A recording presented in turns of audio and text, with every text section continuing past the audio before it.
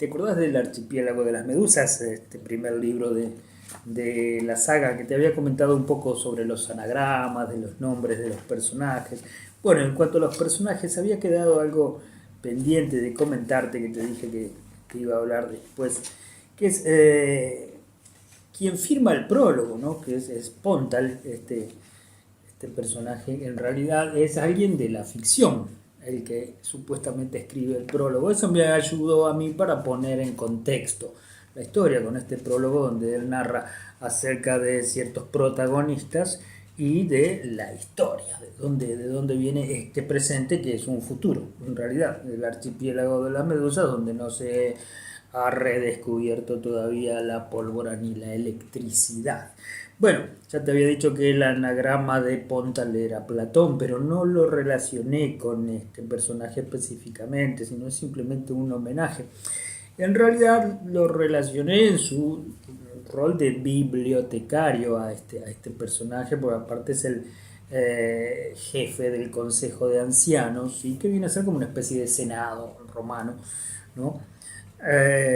Donde ahí deciden y resuelven un montón de cuestiones. Y claro, y basé un poco en las ideas o acerca de lo que sería la biblioteca de Alejandría. Así la imaginé. Y realmente la imaginé porque no hay muchas referencias, no quedó nada de aquello. Referencias en imágenes me refiero, hay solo textos, historias de lo que sucedió de aquella biblioteca de Alejandría, que, bueno, a ver, te pongo en contexto rápidamente. Muerto Alejandro Magno, ¿sí? Que empieza la, la época ptolomeica.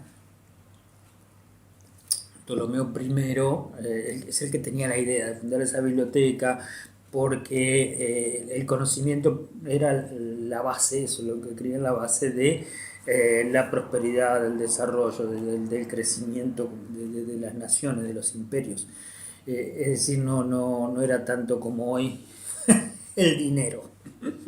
Había otra concepción de la vida, a pesar de las guerras y todo. Mirá vos.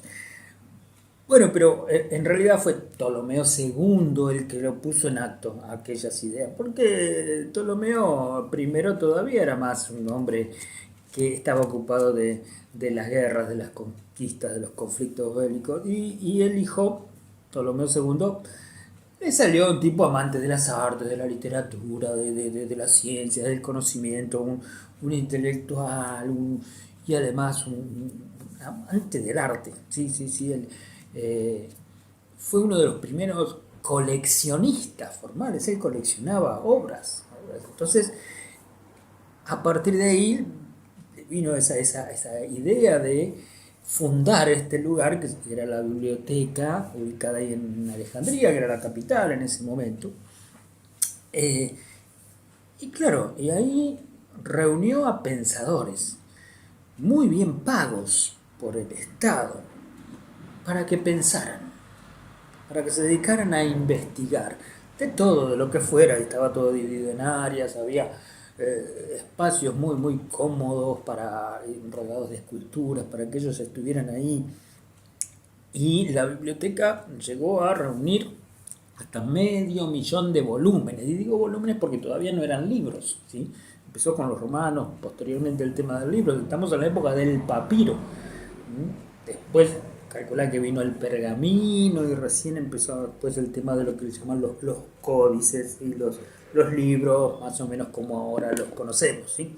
Ya te hablé en otro video titulado Los papiros, ¿sí? Acerca de la evolución de esto.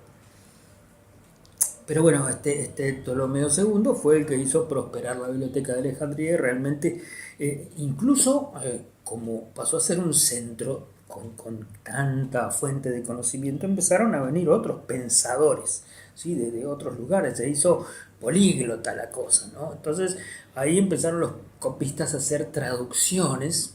Incluso había una ley que cualquier barco que este, llegaba al puerto eran confiscados por ley, ya te digo, los libros eran copiados y a los de ese barco que habían sido los portadores de esos libros se les entregaba la copia. Y Alejandría se quedaba con el original para su biblioteca. Bueno, la cosa es que pasa el tiempo, paralelamente crean una pequeña biblioteca que sería como la hija, digamos, ¿no? La copia, que era la Serapeum, algo así se llamaba, Serapium, donde se hacían copias, porque imagínate, los copistas le llamaban copistas porque copiaban ideas, pero en realidad sus obras eran originales porque se pasaban a mano, que se cobraban por línea, ya te lo conté.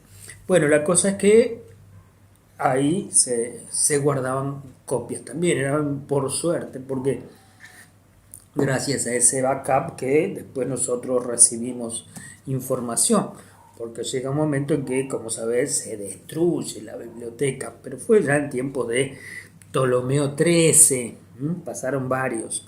Ptolomeo XIII, ¿quién era Ptolomeo XIII? Que pasó a ser rey a los 10 años, hermano de Cleopatra.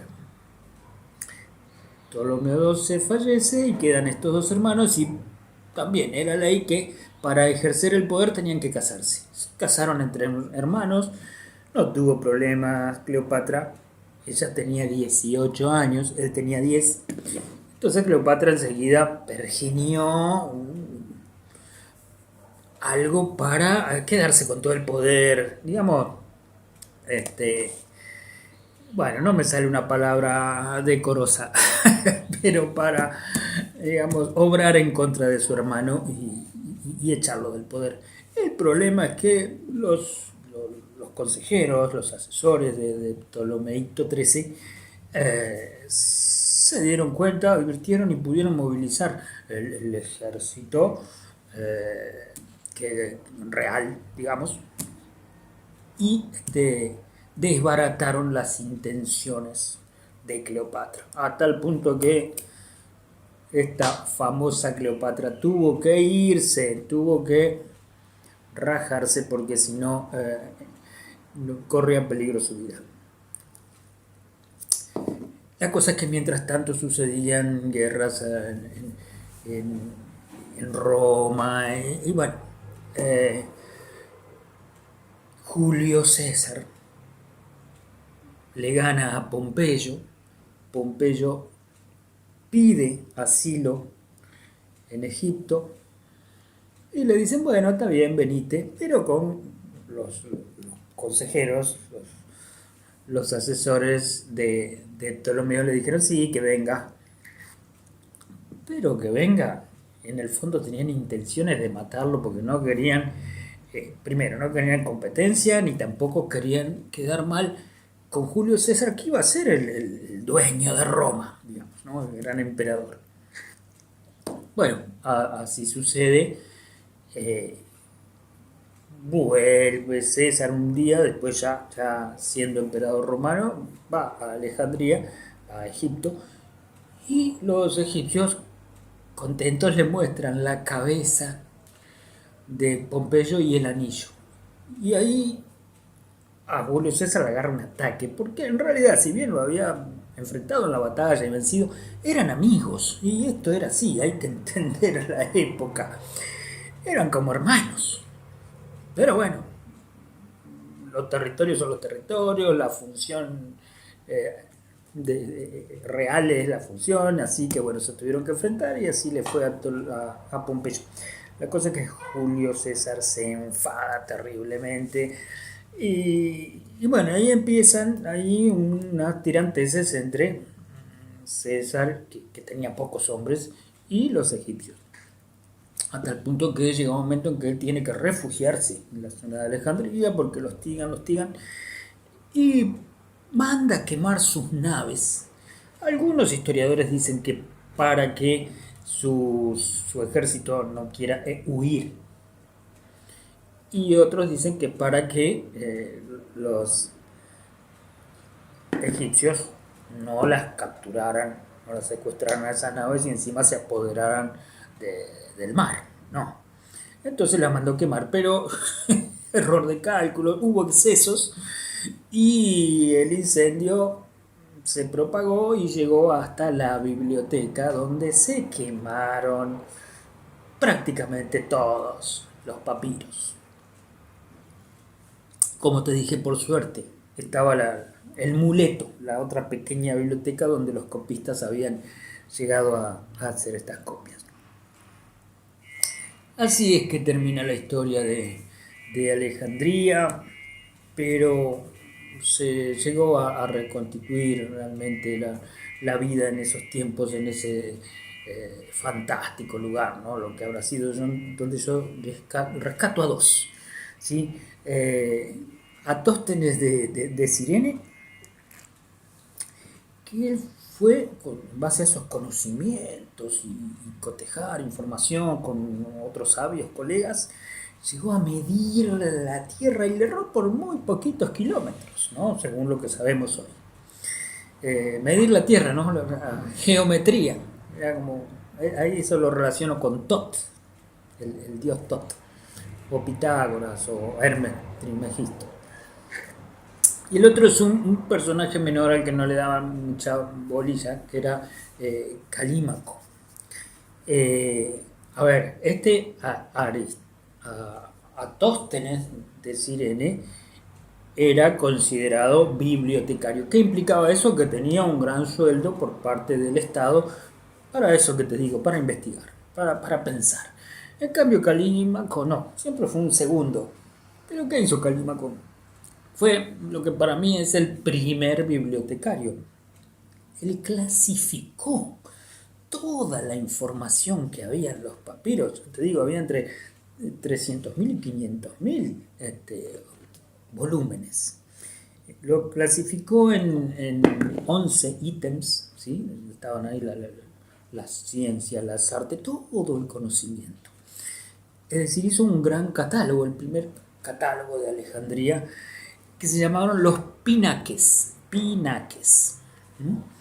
Y bueno, esa es la base después del trabajo bibliotecario. Por eso quise rendir un poco, por una parte, un homenaje a las bibliotecas que tanto nos hacen falta, y también rescatar el concepto libro, ¿no? Si bien incluso esto después se vendió la segunda parte como un ebook, como un libro digital, no quiero olvidarme del libro como objeto, ¿sí? Por eso en esta especie de cómic híbrido entre cómic y filmación y texto que estoy preparando, que no sé si verá la luz en el 2022, seguramente 2023 sí, si los vientos ayudan y soplan a favor. Quiero privilegiar eso, el concepto libro. Por eso te voy a mostrar apenas un avance de los objetos que estoy preparando para esta historia que se llama Los libros escondidos. El episodio de los libros escondidos es una historia que narra el hecho de que Pontal tiene escondidas unas hojas de papel que él encontró, que todavía no sabe cómo producir ese material. En el archipiélago no se conoce el papel. Ellos escriben sobre tablas de arcilla o sobre papiros hechos a base de algas. Él diseñó unas tapas con cuero de algunos animales, con cortezas de árboles y los cosió para que eso tenga una forma de libro. Por su parte, Sirio tiene en secreto un libro ya más sofisticado que encontró en un cofre en el fondo del mar, que tiene una tapa con imán, el formato es cuadrado, el tamaño es más grande, más difícil de ocultar. Por eso ella generalmente no lo lleva consigo. Y ella es más de escribir con dibujos, a manera de infografías, dibujos que van acompañados con breves textos. Las tapas del libro de Sirio tienen mandalas, que coincide con el arte que ella hace generalmente en la playa, que dibuja esos mandalas gigantes y les enseña a los niños. Pontal sí, toma la pluma y él escribe, lo de él es la escritura. Son textos secretos a manera de diarios personales, pero acá el metalenguaje del secreto es eso del papel, del soporte, que todavía no han descubierto. Y lo que quise rescatar es el libro como objeto, por eso estas dos características bien diferentes de uno y otro, para poder hablar de las cualidades del libro y poner en valor el libro como tal, ante una audiencia que tengo que más bien es digital, lectores de esta saga que leen ebooks, que consumen mucho texto en pantalla. Entonces me pareció interesante rescatar el libro como objeto.